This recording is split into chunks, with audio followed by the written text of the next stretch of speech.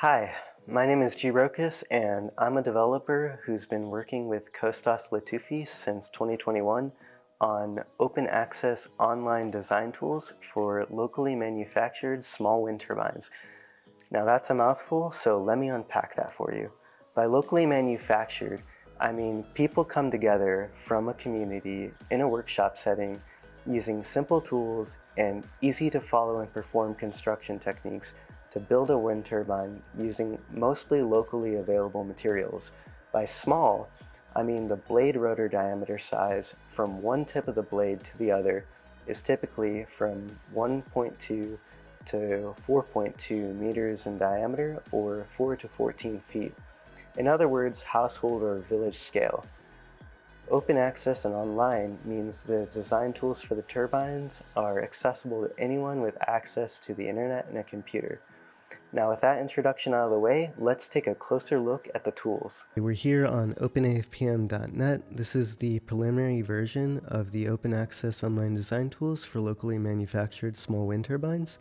Anyone with access to this URL can create a new account. I already have one, so I'm going to go ahead and log in. Once logged in, you'll be able to perform various simulations to help you design a wind turbine.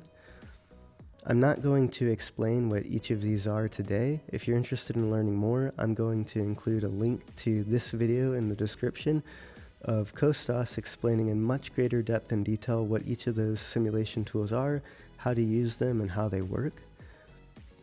What I will do today is I'll go ahead and click Magnet AFPM, which is the main simulation tool for the generator of the turbine.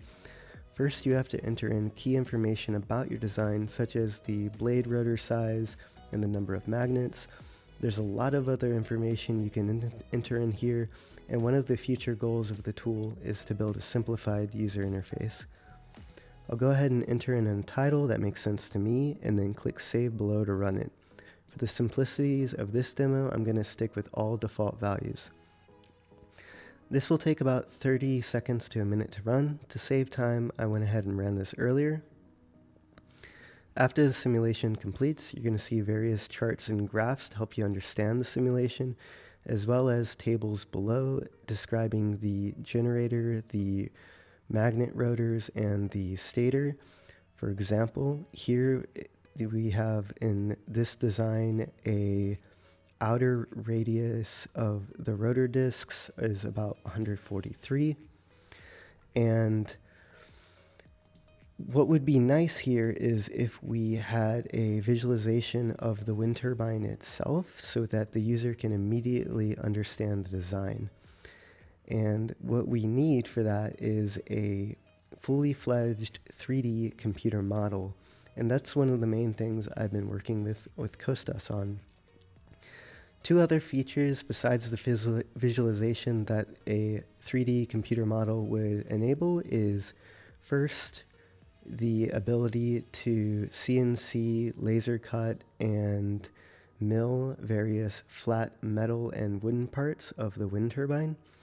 The other key feature would be information about all of the different parts and pieces, their length, their dimension, their count, so that you can generate a bill of materials as well as information needed so when you actually construct the turbine later in a workshop setting. I'm going to go ahead and transition to a separate tool that can show off that 3D computer model and those three aforementioned features, but eventually those three features were going to be embedded within this openafpm.net tool. Okay, we're here in the aforementioned separate standalone tool that can showcase all of the three key features that having a model developed in FreeCAD allows us. So first we have a 3D web-based visualization of the turbine with all of the controls that one would expect, such as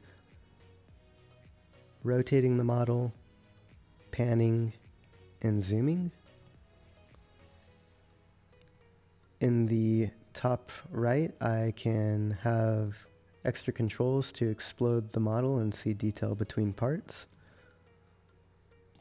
I can control the visibility as well as the transparency of parts.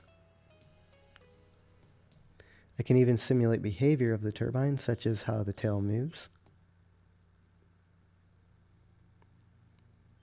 If I hover over parts with my mouse, I have a tooltip explaining the name of that part and what it is. In the lower left-hand corner, I have a 3D navigation cube to help keep me oriented, as well as if I click each face, it can snap to that orientation. If I ever lose my place in the 3D view, I can always reset it. And what's missing here are the 3 blades, which would be sandwiched in between these 2 plywood pieces here, as well as the tower. We'd like to add those. I can even visualize all of the ancillary supporting tools for the turbine. For example, the magnet rotors and the stator are cast in resin, so we have molds for that, as well as some other tools for helping construct the turbine. And I can download all of the files as well, and if I have FreeCAD installed on my machine, open up the model and take a further inspection, gather measurements, and use all of the powerful tools that come equipped with that program. Now I'd like to transition to that second key feature, which is the CNC of various flat metal and wooden parts. So here I have an overview of all of the flat pieces grouped by both material and thickness. So for example, here are all the 6mm thick plywood pieces, such as the tail vane. If I scroll to the bottom, I'll start seeing steel pieces, for example, the rotor discs.